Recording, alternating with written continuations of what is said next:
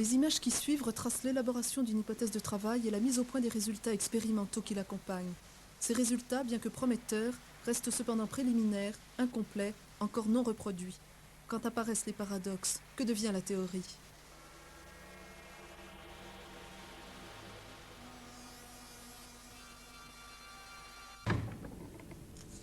Ça s'est passé en Afrique en 1976. Entre le mois de juillet et le mois de septembre, on a assisté à l'apparition de deux épidémies très graves de fièvre hémorragique. L'une au sud du Soudan, l'autre quelques semaines plus tard au nord du Zaïre. Ces deux foyers étaient séparés d'environ 1000 km.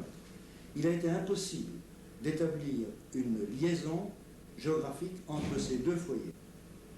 Quand le virus a été isolé par plusieurs laboratoires, il s'est avéré qu'il s'agissait d'un virus nouveau, le même dans les deux foyers, et cependant, après des études plus poussées, on a pu mettre en évidence des différences nettes entre le virus Ebola du Soudan et le virus Ebola du Zaïre. Et ça, c'est tout le mystère de ces deux épidémies simultanées et géographiquement séparées, dues à deux variants d'un même virus, nouveau pour la science. Étrange situation où deux variants s'expriment simultanément par une même épidémie, mais en des lieux totalement séparés. Cette situation paradoxale n'est pas unique. L'évolution des espèces animales et végétales soulève des questions similaires. À l'origine de cette évolution, la mutation des gènes. Au sein des gènes, des particules élémentaires. Dès lors, si ces particules constituent un système quantique, le principe d'inséparabilité pourrait leur être appliqué. Dans la manière dont nous pouvons nous représenter un système quantique, il apparaît une propriété qui s'appelle l'inséparabilité. C'est-à-dire qu'un certain système donné, initialement, ne peut pas être séparé en constituants individuels qui chacun constituerait un système quantique en lui-même. Vous me parlez d'une inséparabilité au niveau biologique. Moi, je pense que l'inséparabilité dans un cas et dans l'autre n'a de commun que le terme. Et c'est tout à fait légitime de parler éventuellement de non-séparabilité pour un phénomène biologique, mais je pense que l'emploi, ce qui est important, ce n'est pas tellement le terme, finalement, c'est le contenu. Paradoxal également, dans l'histoire de l'épidémie du sida, l'expression simultanée de ces deux variants, HIV1 et HIV2. En Afrique de l'Ouest, HIV2. En Afrique du Centre et autour, HIV1. Comment se fait-il qu'apparemment il y a une épidémie simultanée dans les deux? C'est ça qui me troublait. S'il s'avérait qu'il existe un phénomène de non-séparabilité biologique dans l'évolution du virus du sida, cela bouleverserait nos conceptions actuelles et ouvrirait de nouvelles possibilités d'intervention thérapeutique. C'est un jeune chercheur, Thierry Strub, qui le premier a posé cette hypothèse.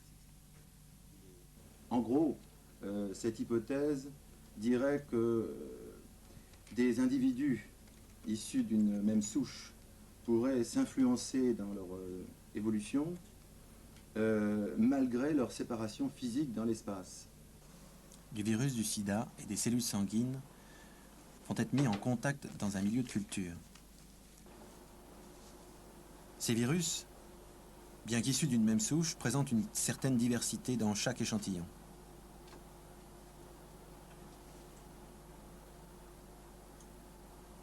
Une fois mis dans le milieu de culture, nous allons rajouter des cellules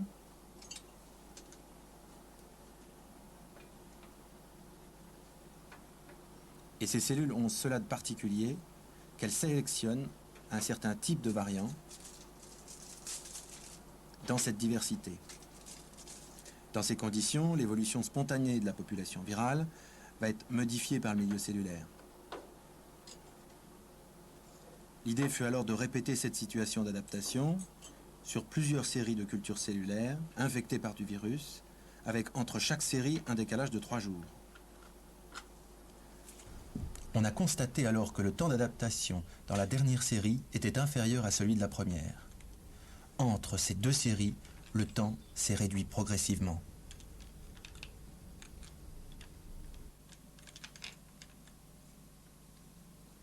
Tout se passe comme si l'aptitude des virus sélectionnés à proliférer dans le premier groupe, dans la première série, avait influencé progressivement celle des groupes suivants.